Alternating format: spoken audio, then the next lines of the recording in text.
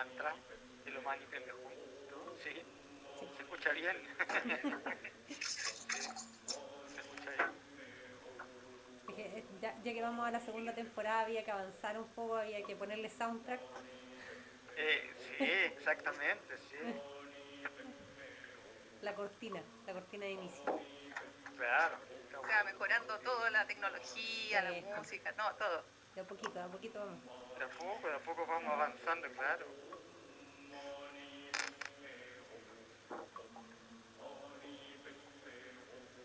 Claro que sí.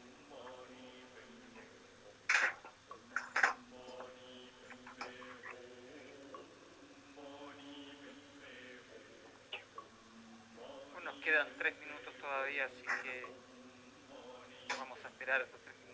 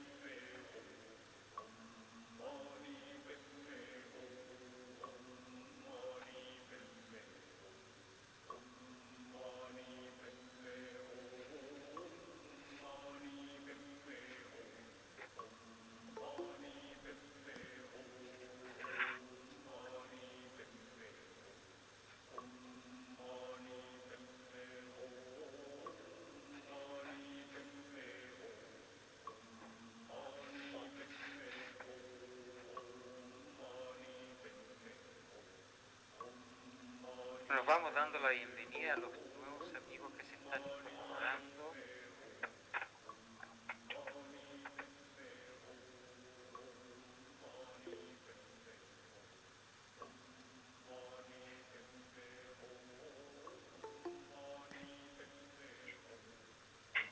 Buen día a todos. Buen día, Arturo.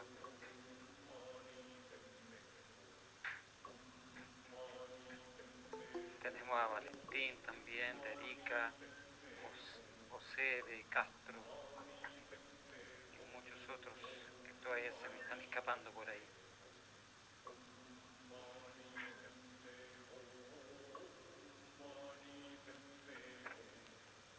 A nuestro alumno Daniel, bienvenido. Miguel Herrada también, bienvenido.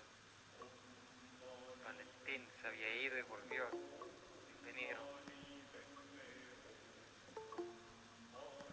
Carolina Alarcón de Curicó, bienvenida también. Es la charla hoy día.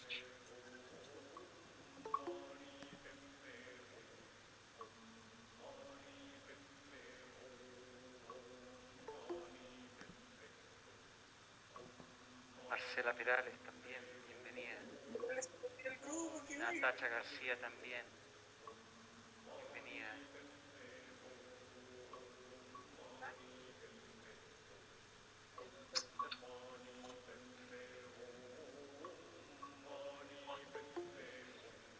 ¿Qué hijo? Chúpate con micrófono de ti.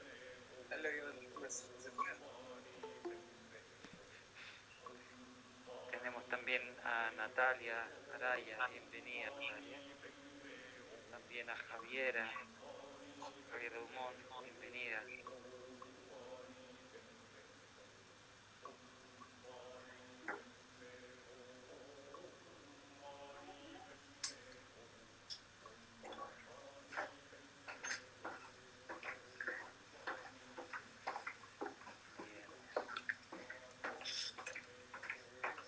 A ver. Bueno, parece que ya estamos en la hora, podemos dar comienzo. Jimena, le doy el pase para que podamos comenzar. Bueno, buenos días, buenas tardes a todos los presentes. Nuevamente comenzamos con este ciclo, estos conversatorios que han sido bastante interesantes las temáticas y estado recibiendo también varias propuestas de conversatorio y eso a nosotros nos ayuda para ir preparando más temas y seguir con estos ciclos. Recuerden que vamos a hacer 8 semanas, 8 domingos seguidos, vamos a ir parando 2 domingos y así vamos a ir continuando, ¿ya? Los abrazo a todos, qué bueno verlos, que siga este interés de poder trabajar estas temáticas desde una visión budista. El tema de hoy es un tema bastante actual, tal vez hasta controversial. ¿Cómo construir una sociedad pacífica en tiempos de crisis? Y no es un tema aislado. ¿Por qué digo que no es un tema aislado? Porque estamos todos en ello. Estamos todos, de alguna manera, siendo afectados de estas contingencias que se vienen dando ya desde hace casi un año más o menos, en donde hemos vivido un estallido social que ya se venía gestando anteriormente, en anterioridad. Luego de esto, cuando ya a cuánta gente no nos pasó que no podíamos ir a trabajar, no teníamos locomoción.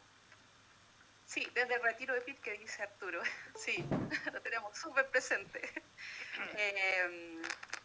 Y no podíamos ir a hacer un montón de cosas. Y luego, cuando creíamos que podía haber una solución o podíamos pensar que esto podía arreglarse o ver alguna vía, viene la pandemia.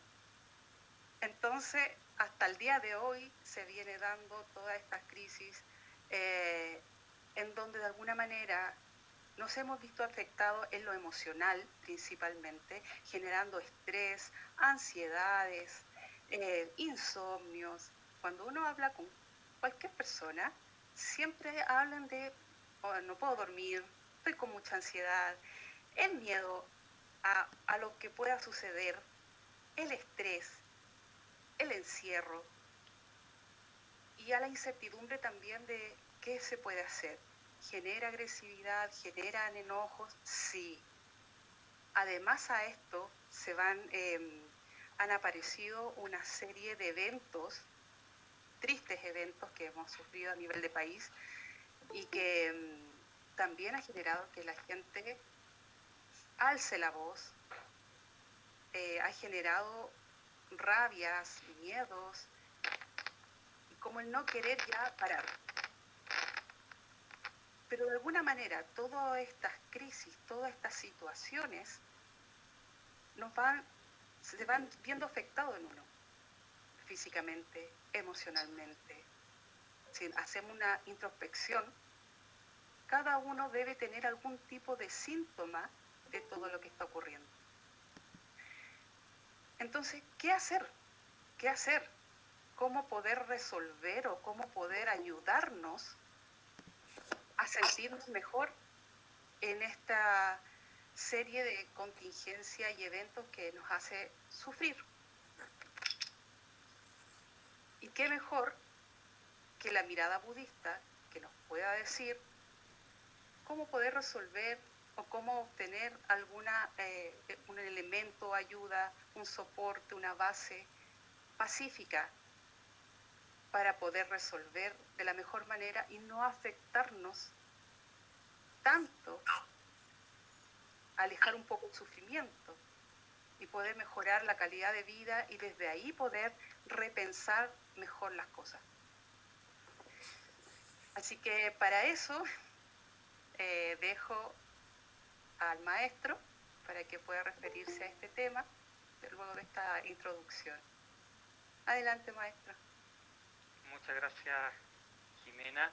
Y bueno, bienvenido a cada uno de ustedes.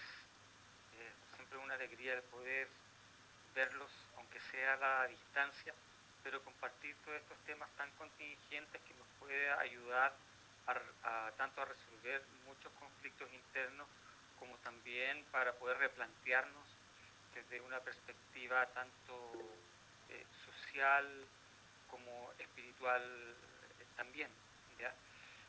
¿Qué es la función que cumplen estos conversatorios finalmente? Que es aportarnos de herramientas para nuestro propio desarrollo.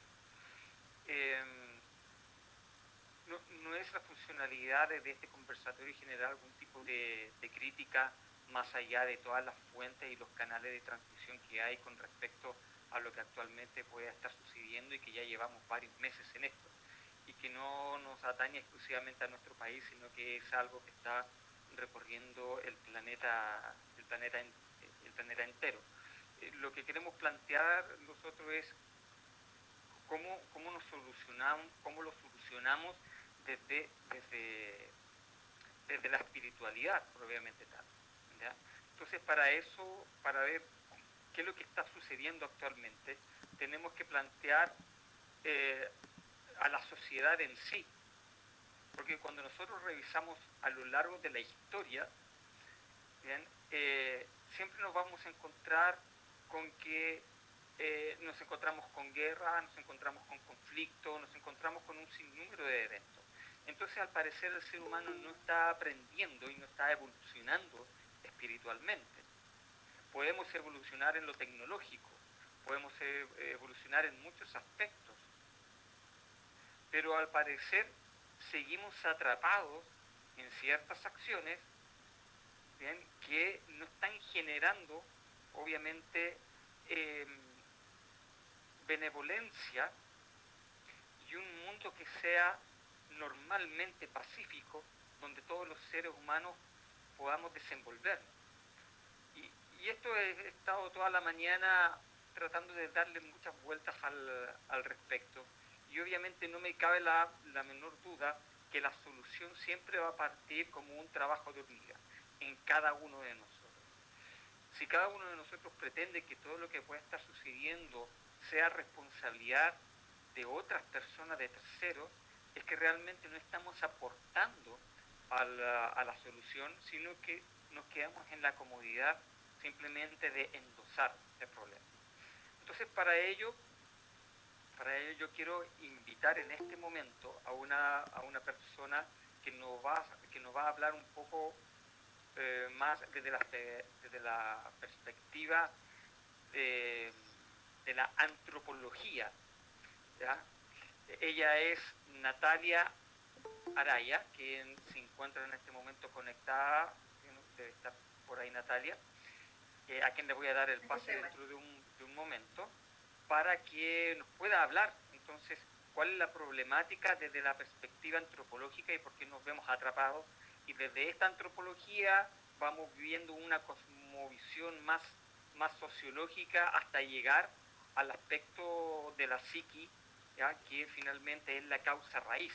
Finalmente todo lo que pueda estar ocurriendo subyace intrínsecamente en la ignorancia humana. Todo está directamente ahí. Entonces, en el momento en que nosotros vamos ampliando esta visión de mundo, se nos va a hacer más fácil el poder emprender una solución a cada uno de los conflictos que nosotros como sociedad podamos tener, siempre partiendo desde la transformación individual, siempre. Todo cambio va a partir directamente desde ahí. Por eso quiero presentarles a Natalia.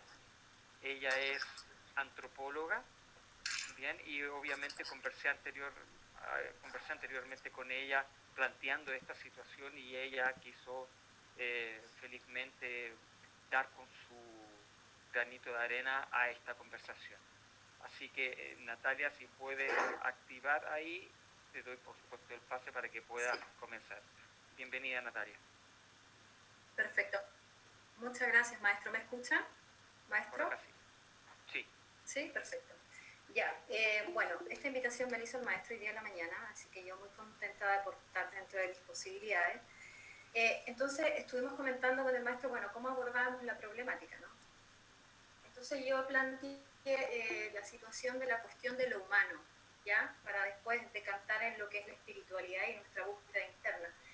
Y para plantearse ese tema, teníamos que ir a decir, bueno, pero ¿en qué contexto estamos nosotros en términos sociales? ¿Qué ha pasado en los últimos 200 años? Entonces, quisimos hacer algo muy pequeño para hablar de que, bueno, de cierta manera nosotros estamos en la cuestión posmoderna y desde ahí se articula un tipo de ser humano, ¿no? Pero para entender la cuestión posmoderna hay que entender qué era el modernismo en el sentido de lo que significaba para nosotros. Significaba para nosotros que el humano luchaba y creía en causas comunes, en estos metarrelatos, ¿no? De alguna forma nosotros nos movilizábamos y existíamos a través de la creencia de sueños o de visiones de sociedad holísticos, en donde todos participábamos, habían sueños colectivos, ¿sí? Dentro de eso, bueno, aparece Lyotard, que es el padre de la descripción del postmodernismo, que dice que esta cuestión posmoderna, claro, el individuo creía en algo, ¿no? Eso eran nuestros abuelos, o sea, nuestros bisabuelos, de cierta manera, pero nosotros ya, con el tema del posmodernismo, se cae en estos metarrelatos, que principalmente es el relato cristiano de la salvación del humano, el relato marxista del Estado pleno a través de la revolución del proletariado, el relato también muy potente que fue hace 200, 300 años atrás, que fue la entrada del iluminismo, que era el relato con respecto a la fe en la razón, ¿no? Que la Segunda Guerra Mundial vota todo eso por el tema de las armas que se utilizaron, de cómo en definitiva la ciencia había ayudado a matar a un porcentaje importante de gente a través de las bombas atómicas. Entonces esta fe en la razón también se cae, y el iluminismo planteaba eso, que la razón iba a llegar a un mundo perfecto sin irracionalidad. Y bueno, y el cuarto metarrelato que también se cae a pedazos es el capitalismo, y justamente por crisis económicas muy groseras que hubieron, principalmente la crisis del 29, que fue una crisis económica que dejó a la humanidad sumergido en mucho hambre, ¿no? Que fue una crisis en la bolsa. Entonces, el capitalismo planteaba la promesa de la prosperidad para todos, que también se diluye en esto. Bueno, ¿qué sucede con esto en términos sociológicos? Estas visiones tenían en el fondo, tenían una visión teleológica de la historia, en el sentido de telos, de que íbamos hacia algo, ¿no? Había un proyecto, la cultura o la sociedad o nuestras sociedades iban a ir hacia algo mejor, en cualquiera de estos cuatro relatos. Entonces, el tema es que al morir esta interpretación, en definitiva lo que sucede es que muere en el corazón de cada uno de nosotros como humanos, y por lo tanto reflejado en las sociedades, muere la visión metafísica de la historia. O sea que nosotros somos hacedores de historia y que nosotros podemos cambiar la historia, ¿sí? Y a través de proyectos en común. Entonces esto va a marcar lo que se llama la causa posmoderna, que es en la que estamos arrojados todos hoy día, que es el humano sin causas colectivas, una historia sin una finalidad, hacia dónde vamos, ¿no? Y eso es lo que se define finalmente por algunos autores como el fin de la historia, ¿no? Ya no se puede hacer agencia, no hay nada que hacer, está todo dicho, la estructura se cayeron. Bueno, en este contexto aparecen las posverdades, que son estas verdades que de cierta manera nosotros estamos llenos de posverdades. Escuchamos la tele, escuchamos la radio y todas son posverdades, te dicen por aquí que el virus es malo, que el virus es bueno, que aquí, que el gato, que el perro, existimos en este mundo de posverdades. Por lo tanto, esto intrínsecamente, y esto yo diría que es como la característica base del humano posmoderno, nos lleva a la duda. La duda como lugar común del existir. Y eso es lo más interesante que hay que rescatar, y la incertidumbre. O sea, hoy día cada uno de nosotros nos paramos desde el mundo desde la duda, desde la incertidumbre, del no saber hacia dónde vamos ni hacia dónde venimos, dudas con respecto a la construcción de la historia, dudas con respecto a lo que se nos dijo de la historia, dudas con respecto a los gobiernos, dudas con respecto a todo. Eso es la base del humano posmoderno, y eso es lo que nos aqueja a todos, o sea, todos en nosotros mismos podemos vernos reflejados en eso.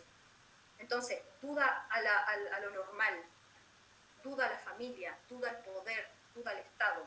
Y esta duda y esta sospecha, en definitiva, nos vuelve, y eso lo podemos ver hoy día, bueno, el capitalismo ha hecho un nicho importante de esto. El capitalismo yo creo que es el que más ganó con esto, que es en definitiva esta duda y esta sospecha y esta falta de cohesión de un sueño en común o de un colectivo, hace que nos volvamos más individualistas y en ese individualismo nos volvemos más narcisos. Y eso lo junto a la presentación anterior que habló el maestro sobre el consumo. El consumo se da en este contexto, en el contexto de un individuo, abro comillas, como decía Heidegger, arrojado al mundo, un individuo que no tiene un proyecto en común, que es un existente en el mundo, que el mundo lo agobia en estas posverdades que no saben qué creer, y en definitiva que queda este individualismo, este individuo narciso que arroja toda su agencia histórica, cultural y social, escuchen esto, arroja su agencia, su capacidad de cambiar la historia, la arroja el consumismo. Es el consumismo que de cierta manera se rapta esa capacidad del ser humano. Entonces queda este ser humano consumista y muy técnico, técnico en el sentido también de Heidegger refiriéndose a el individuo, yo como antropóloga solo antropóloga, el psicólogo solo como el psicólogo, como tuercas, como cosas que tenemos que ocupar un lugar en el mundo, pero somos igual que una rueda, ¿cierto? Es un tecnicismo, nos volvemos técnicos, dejamos del viaje, nos alejamos del viaje interior, del porqué, del hacer sociedad, ¿sí? Entonces nos volvemos consumistas y técnicos. Y eso tiene que ver porque en definitiva sobre lo único que tenemos potestad es sobre nuestro cuerpo. Y ahí aparece todo lo que hoy día conocemos como la biopolítica del cuerpo, ¿cierto? Que es un tema súper interesante que lo podríamos tal vez mencionar en otro momento. Y en definitiva nuestro único lugar, nuestro safety place, nuestro lugar seguro es el cuerpo. Por lo tanto, ahí aparece toda esta visión de poder sobre el cuerpo que tiene la sociedad también. Entonces, la causa posmoderna en definitiva se refiere a la incertidumbre con respecto al tema social, la incertidumbre con respecto a lo económico, la incertidumbre con respecto a lo político. Pero lo más importante, creo yo, y lo que se junta a este tema, que es la espiritualidad que nos convoca a todos, es justamente la duda existencial. El humano posmoderno no sabe por qué existe. Y eso nos permea a todos, a mí, a ustedes, a todos los que estamos caminando en este momento sociohistórico, ¿sí? Y esto lo voy a unir también a una cuestión que se está hablando hace muy poco, de hecho todavía no hay teóricos de esto, pero ya se sabe, que es el paradigma de la crisis. Y el paradigma de la crisis es justamente que si nosotros remontamos en los últimos 30, 40 años, ni siquiera en los últimos 20 años, o sea, desde que empezó el siglo XXI, hemos tenido ¿cuántas crisis ya? 4 o 5. Entonces, nosotros existimos también, aparte de este individuo arrojado, desde la muerte de la historia, de la muerte de su agencia, de la muerte de sentirse parte de algo, también tenemos a este individuo arrojado a las crisis sistemáticas, ¿sí? Entonces las crisis sistemáticas, pero yo no a nivel regional, porque hay que entender que el posmodernismo es a nivel colectivo, estamos hablando de una cultura colectiva, ya no podemos hablar de microculturas, sino que estamos hablando de una cultura colectiva permeada completamente por los medios de comunicación también, que tampoco sabemos si son reales, como hablamos recién de la duda. Entonces, en este sentido, tenemos el paradigma constante de que la sociedad ya no va hacia un lugar mejor, sino hacia una crisis nuevamente. O sea, si salimos de esta, vamos a otra, que es lo que ya estamos pensando, ¿no? Ahora ya se está inventando que vienen nuevos virus, que la garrapata, que no sé qué. Entonces, de nuevo, otra crisis, y otra crisis, y otra crisis. Bueno, y en ese contexto está la espiritualidad. Y acá voy a dejar al maestro, en definitiva, ¿qué quiero decir con esto? Que en este contexto del individuo, vuelvo a citar a Heidegger, que me parece extraordinario como lo dice, del individuo arrojado al mundo, este individuo arrojado al mundo es desde donde estamos tratando de conectarnos con la espiritualidad, ¿sí? Entonces hay que entender que la espiritualidad, por lo menos occidental, nosotros, hijos de Occidente, en esta caída de los metarrelatos del catolicismo, del judaísmo, del pentecostés, toda esta caída, nosotros desde ahí estamos tratando de construir una espiritualidad emancipada, una espiritualidad laica, una espiritualidad auténtica, porque yo creo que lo que viene y esto es una cuestión, es una tesis personal, lo que viene es la búsqueda de la autenticidad. Y yo creo que en este contexto la espiritualidad viene muy fuerte, pero una espiritualidad laica, una espiritualidad emancipada, una espiritualidad de nosotros hacia nosotros. Eso quería decir. Maestro, entonces, lo dejo. Espero haber durado 10 minutos. Muchas gracias. Meta para todos. Muchas gracias, Natalia. Fue muy interesante la propuesta desde el punto de vista que acabas de mencionar. Me llamó mucho la atención, hice como un pequeño seguimiento, ¿ya? Porque todo lo que me estabas hablando, todas estas teorías filosóficas, no tienen un mayor sustento más allá del aspecto teórico, porque no son teorías que se puedan llevar fácilmente a la práctica. Por lo tanto, desde el capitalismo o el consumismo por un lado, que claro, el consumismo es como finalmente la manifestación del capitalismo per se, ¿cierto? Como también del comunismo, que es la otra cara de la moneda, y muchas otras, todas se sustentan en marcos filosóficos, pero no se sostienen finalmente en la práctica. Y eso nos va llevando entonces a otro punto que habías mencionado, que era este ser humano sin causas colectivas. Y me llamó mucho la atención justamente ese punto, porque en efecto ese punto es lo que nos lleva al individualismo, ¿ya? Y nos lleva finalmente al miedo a la sobrevivencia. O sea, un ser humano que es demasiado individualista, ¿ya? No vive en un mundo colectivo y vive atrapado directamente en el miedo, porque el miedo se da en el contexto de la separación del yo, de la personalidad del individuo frente a lo colectivo, frente a lo que pueda observar a través de sus sentidos, ¿ya? Entonces, cuando viene el miedo a la sobrevivencia, viene obviamente la separación con el prójimo. Yo te voy a tener miedo, es decir, porque tú eres un potencial agresor frente a mí. Entonces, finalmente, el estilo de vida que nosotros estamos llevando, que es con esta carencia de lo colectivo, es lo que está generando obviamente un desgaste tanto en lo emocional como en lo espiritual. Por lo tanto, ¿cuál vendría siendo la solución? Primero, es basarse en un comportamiento basado, valga la redundancia, primero, antes que nada, en la ética, ¿ya? Porque a través de la ética yo puedo empezar a desarrollar vínculos con el ser humano, ya no basado en el miedo, ya no basado en la sobrevivencia, porque cuando yo ya no estoy en el yo solo en el mundo, sino que me doy cuenta que estamos todos interrelacionados, y lo que yo hago como una acción concreta puede determinar también un resultado frente a otra persona.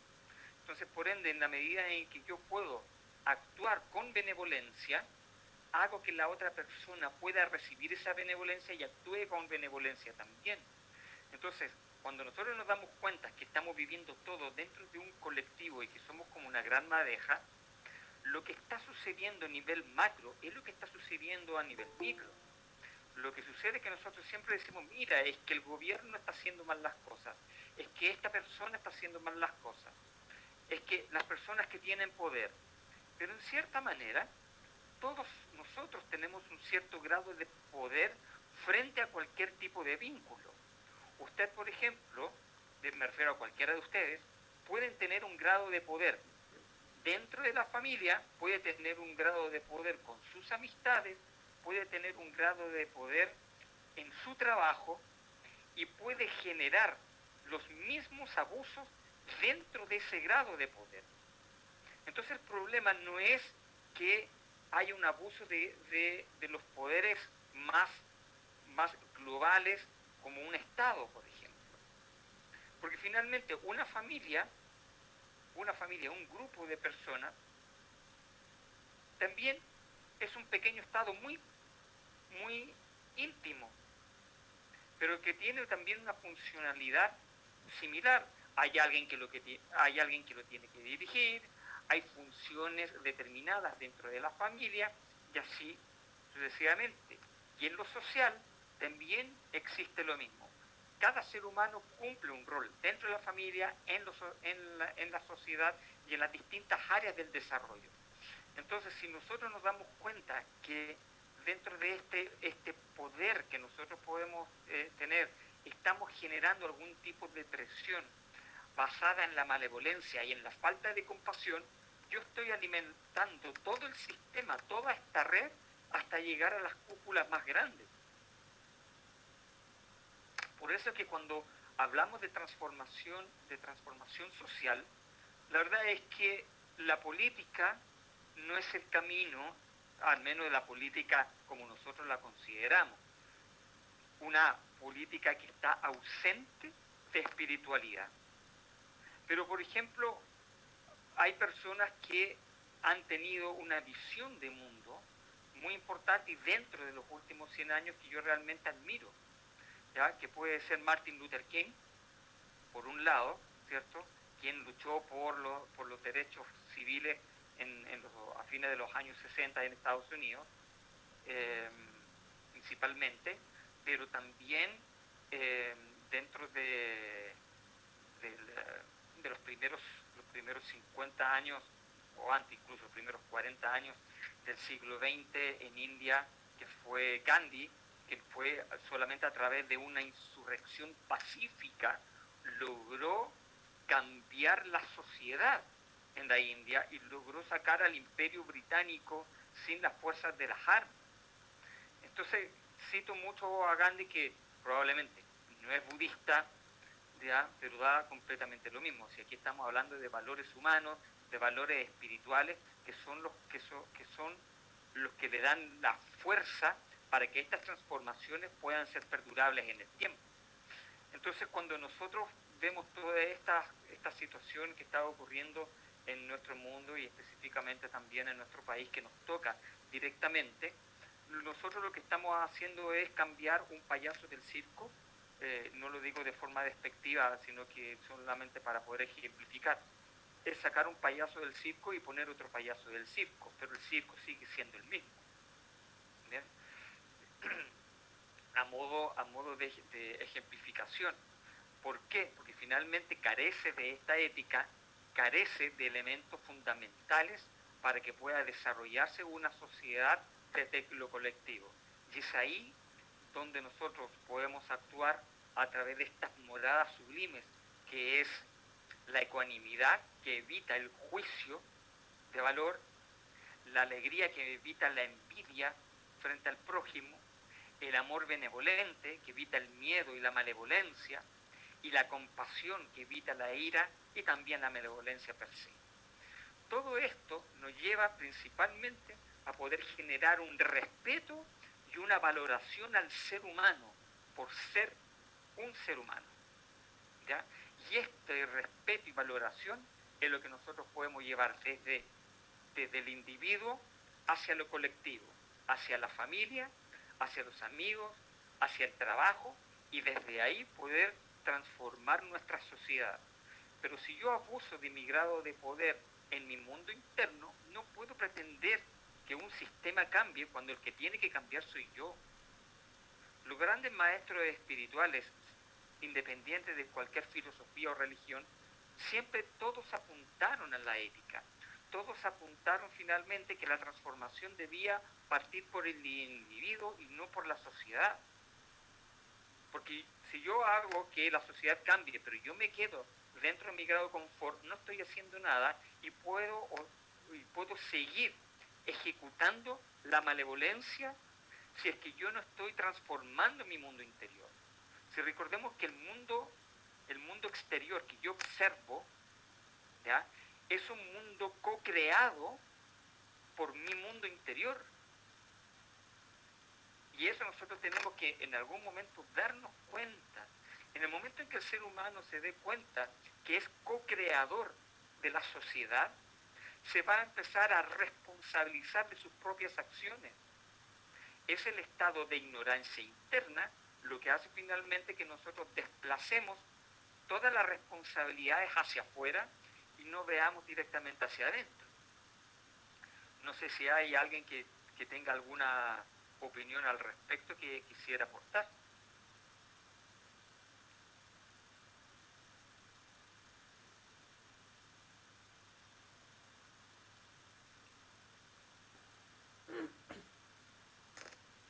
Maestro, yo tengo una pregunta. Sí. Que a mí me da la impresión de que la inconsciencia en la civilización va avanzando exponencialmente, mucho más de lo que podría ser sanada. Entonces no sé si la enseñanza budista puede ser utilizada para tratar de sanar la civilización o para navegar su destrucción de una forma más ecuánime de parte de uno. No me cabe la duda que el simple hecho de que la filosofía budista no sea planteada como una religión per se, como una religión teísta, ¿ya? Se plantea fundamentalmente como una filosofía humanista, ¿ya? Y como filosofía humanista va directamente a las causas del sufrimiento humano. Y como va directamente a las causas del sufrimiento humano, genera obviamente una transformación interna. Y cuando hay transformación interna, se produce la transformación de la sociedad. Un caso muy tangible podría ser lo que ha intentado hacer el estado de Bután, ¿cierto? Que si bien es cierto son todos budistas, obviamente ya por tradición y porque obviamente se encuentra a los pies de los Himalayas, ellos al simple hecho de transformar los índices de crecimiento del Producto Interno Bruto por la felicidad interna bruta, ya me está hablando de algo completamente distinto, es decir, que el Estado procure que el ser humano sea feliz. Entonces al final de tu día, te hacen una encuesta si tú has sido feliz dentro del día. ¿Ya? Entonces, el progreso no necesariamente es sinónimo de felicidad. Lo que sucede es que el progreso, por una parte, está evitando que se vaya a desarrollar intrínsecamente y exponencialmente el miedo a la sobrevivencia. Porque veamos, por ejemplo, una persona que tiene muchas ansias de poder y que necesita más y alimentarse de más y más poder, ¿ya? En su mundo interno debe tener un miedo a la sobrevivencia de forma tan grande que no se sostiene a sí mismo. Entonces, el apego hacia la materia genera esa satisfacción que crea la ilusión de estar seguro, de estar bien. Yo estoy bien, estoy seguro porque tengo harto, porque tengo mis cuentas bancarias tienen harto, porque tengo harto por todos lados. Pero eso no necesariamente significa que el tener significa felicidad.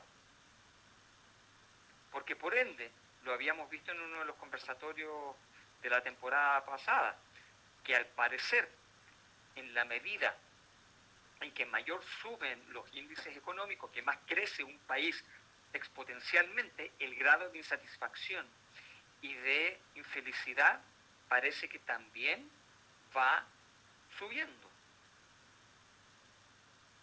No significa que seamos más felices por tener más, porque si realmente fuéramos felices por tener más, entonces la verdad es que dentro de los últimos 100 años, la sociedad ha tenido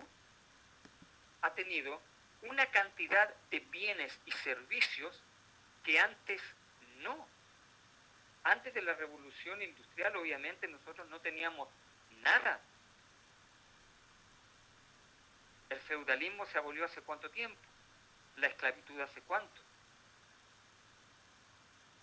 Estamos hablando de muy poco tiempo dentro de la historia de la humanidad.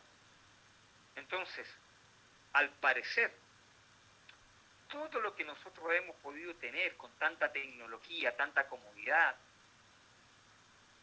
antes el ser humano tenía que valerse a través de la caza, tenía que salir a recoger el alimento.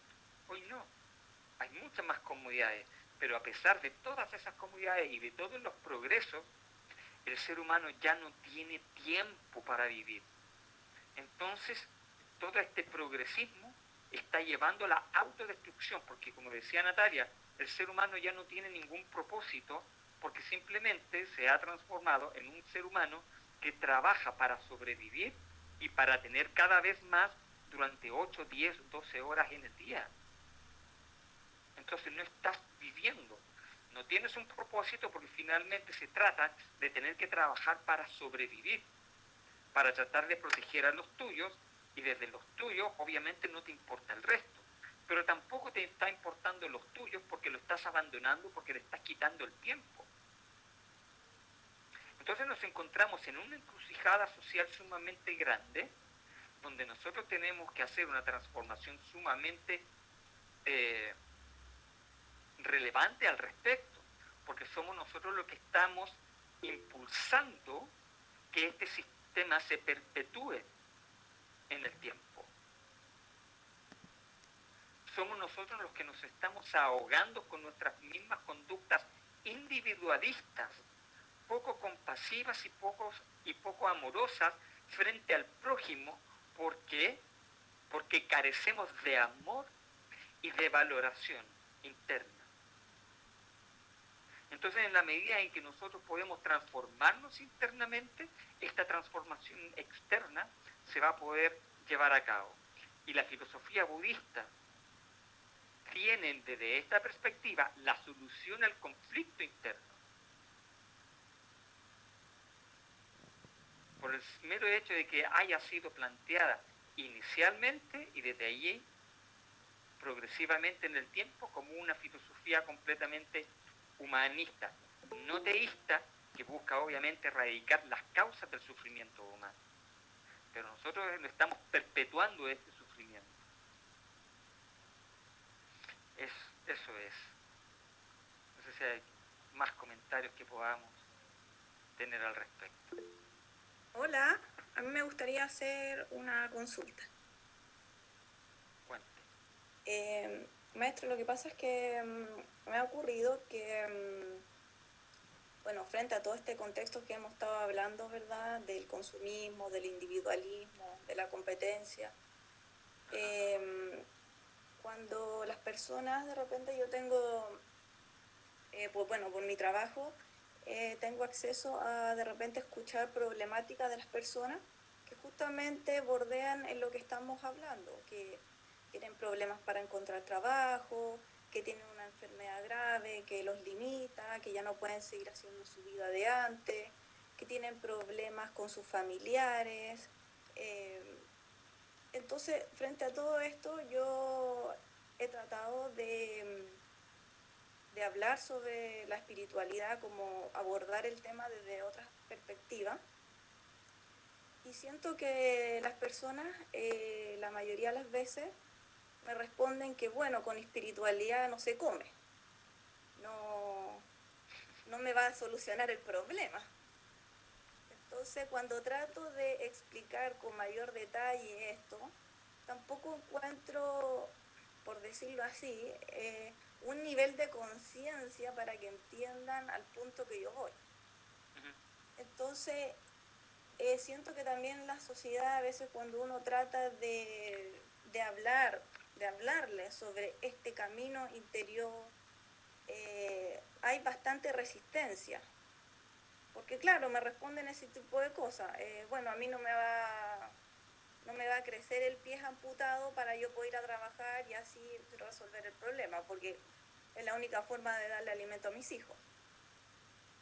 Entonces, de repente ocurren este tipo de situaciones.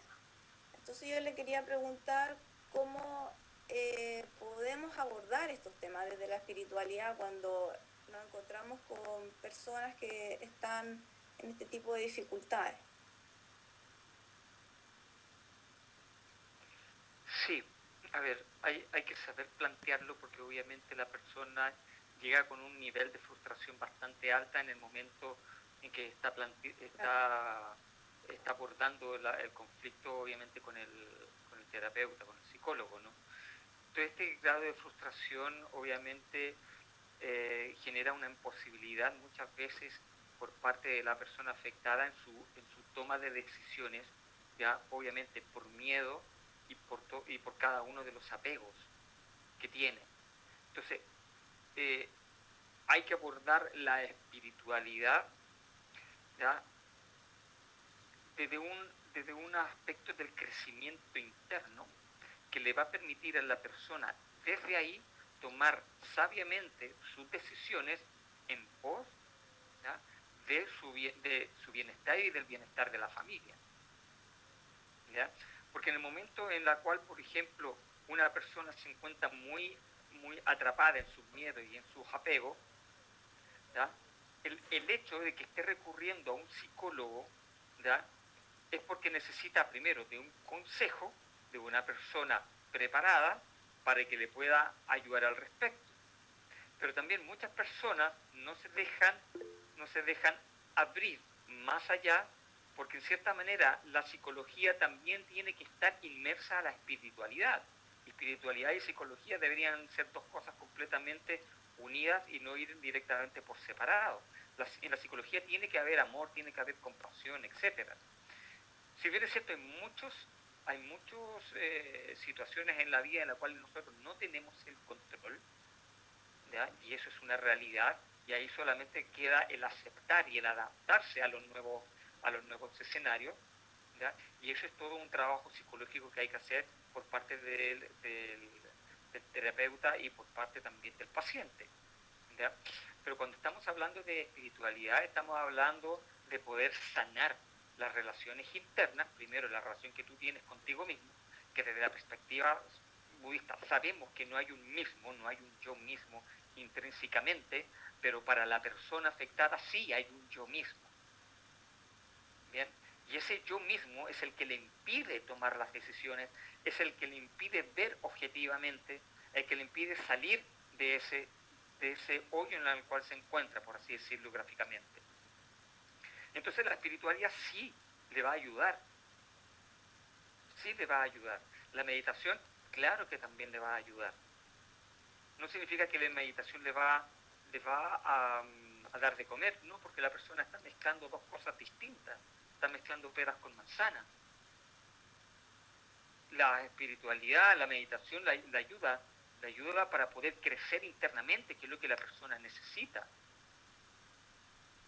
Es decir, nosotros no somos máquinas en ningún momento. Somos seres espirituales en una experiencia física, pero no somos máquinas. El materialismo probablemente está abordando al ser humano como una máquina.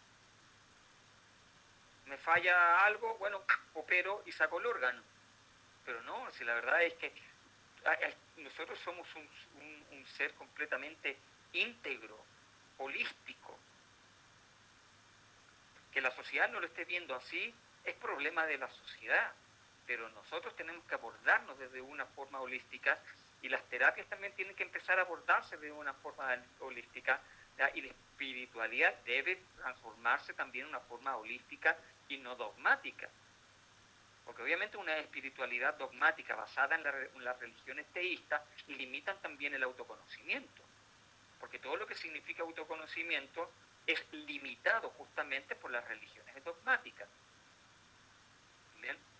Entonces, en la medida en que las terapias también son más holísticas, son más integrativas, son más espirituales, permite este crecimiento interno del ser humano que le va a ayudar a tomar esas decisiones para poder salir adelante y obviamente poder trabajar sobre aquellas necesidades que tenga para la sobrevivencia de la familia. Pero claro, estamos inmersos en un mundo tal en que es el miedo a la sobrevivencia lo que está primando en el mundo. Y eso se debe exclusivamente a ese individualismo. Y ese individualismo que es incapaz de ver lo colectivo y de ver internamente qué es lo que está sucediendo contigo como ser humano. Por eso, para poder realizar cualquier tipo de transformación, desde lo psicológico, desde lo social, siempre la visión interna tiene que ser lo principal. ¿Por qué? Porque no es saludable que toda la sociedad vaya directamente hacia un matadero, como un borrego. ¿Cierto? No es saludable. Y en la medida en que las personas comienzan a tomar el control de su vida, es cuando comienzan a ver interiormente y empiezan a ser más espirituales. Pero ser espirituales no significa que tienes que irte a la alta montaña y no hacer tus cosas. ¿Bien? Tú puedes seguir alimentando a tu familia, pero ya la forma en la cual ves la vida cambia.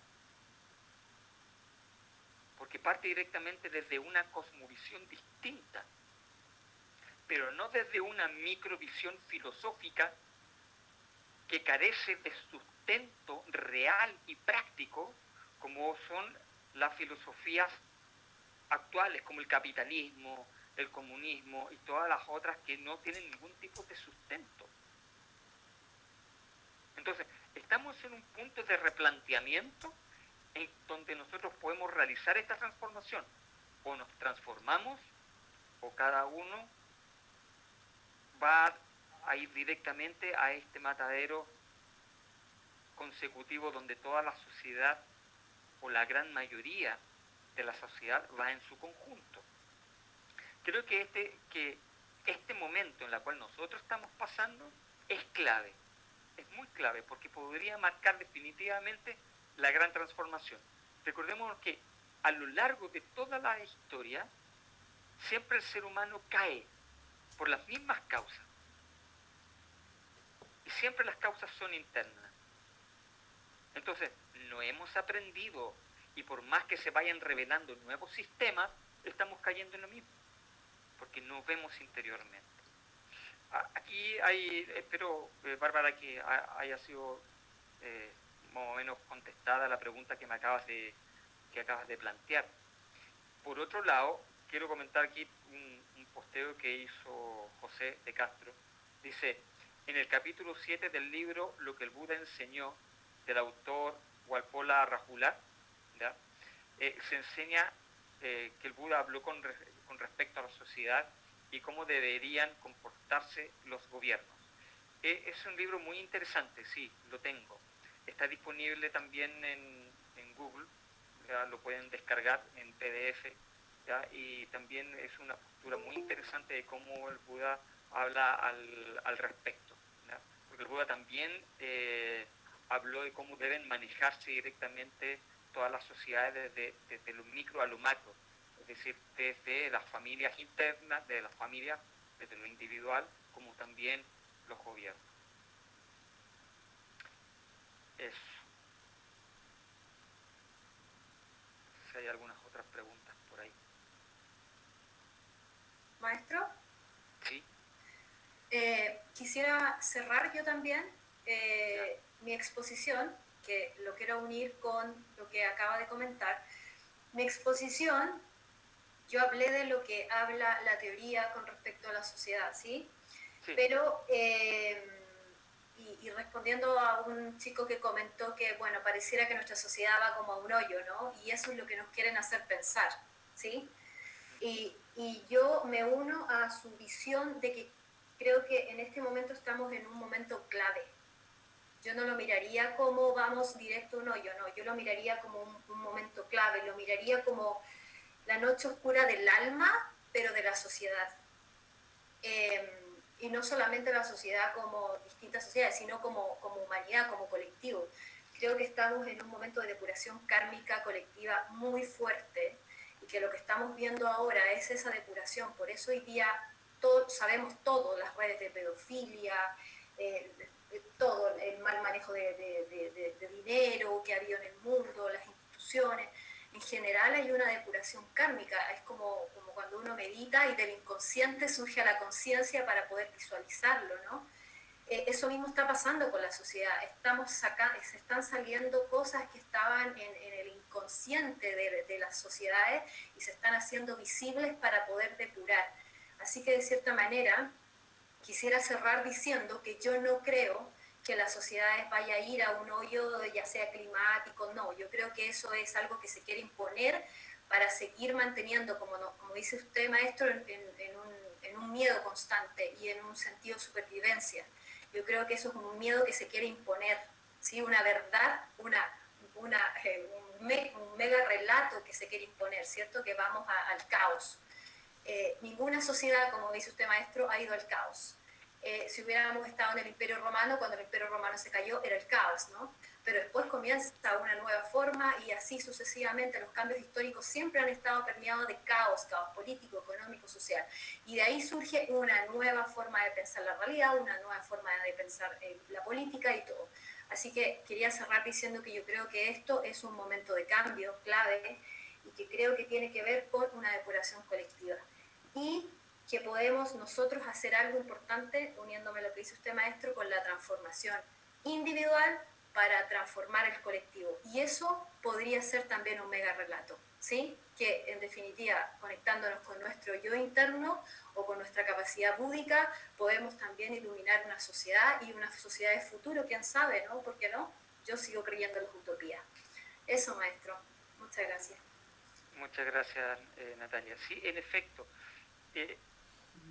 las crisis siempre son oportunidades y nosotros tenemos la oportunidad de crecer, la oportunidad de transformar, porque en cierta manera, cuando nosotros vemos que está todo perdido, puede salir lo mejor de nosotros, ¿ya? Siempre en lo que a nosotros nos ha ocurrido en la vida, cada vez que nosotros hemos tropezado en la vida, con cada uno de nuestros sufrimientos en la vida, ha salido por otro lado lo mejor de nosotros y hemos podido crecer como personas. Por lo tanto, cuando nosotros podemos darnos cuenta que estas son oportunidades de crecimiento, crecemos. El problema es cuando está la crisis y no nos damos cuenta que es una oportunidad de crecimiento. Cuando no nos damos cuenta de ello, obviamente puede haber personas que, no siendo conscientes de este fenómeno, realmente caigan en hechos que sean completamente no benéficos ni para ellos, ni para la sociedad tampoco. Por ende, es verdad lo que plantea Natalia. Todas las sociedades van cambiando, para mejor o no, van mutando, se va transformando, pero va a depender de nosotros que esta transformación sea más luminosa que lo que nosotros hemos heredado. Porque lo que nosotros hemos heredado como sociedad lo estamos perpetuando de la misma forma.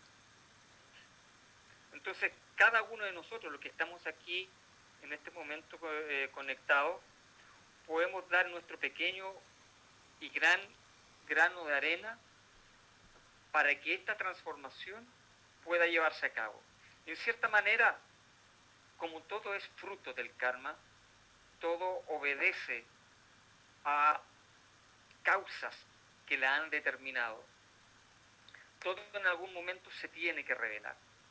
Y que se revele todo esto por causa de este karma es bueno, porque va a significar para cada uno de nosotros hoy realizar los cambios internos para que la sociedad pueda reflejarse de una manera más propicia, pero no endosar la responsabilidad a terceros cuando la responsabilidad siempre depende de cada uno de nosotros. Con esto quiero terminar. Agradezco las intervenciones de cada uno de ustedes, la intervención también de Natalia por todo este aporte que fue muy, muy luminoso, por las preguntas que se han vertido tanto verbalmente como a través también del chat. Y eso, le doy el paso ahora a Jimena, bien, para que pueda dar sus conclusiones finales. Y bueno, nos estaríamos viendo el próximo domingo en en el mismo horario con un nuevo tema a seguir desarrollando. Jimena, Aquí estamos. adelante. Bueno, interesante el conversatorio, interesante que nos remueva un poquitito, porque en realidad la revolución es interna y esta revolución tiene que ser espiritual. Por lo tanto, lo que viene es la revolución espiritual, individual, para que sea social. Un abrazo enorme, los esperamos el próximo domingo, tenemos un tema de conversación bastante interesante, dice, ¿cómo trabajar nuestros demonios internos? Eso es lo que vamos a ver el próximo domingo. Agradecer a Natalia, la admiro mucho, así que un gran abrazo por todos sus comentarios. Maestro, María Jesús y todos los presentes, un abrazo, bendiciones, que tengan una hermosa semana y lo esperamos en este mismo canal. Muchas gracias. Bendiciones. Muchas gracias. Gracias. Que tengan una feliz semana. Adiós. Muchas Gracias. bendiciones. Gracias a todos. Chaito. Adiós. Gracias.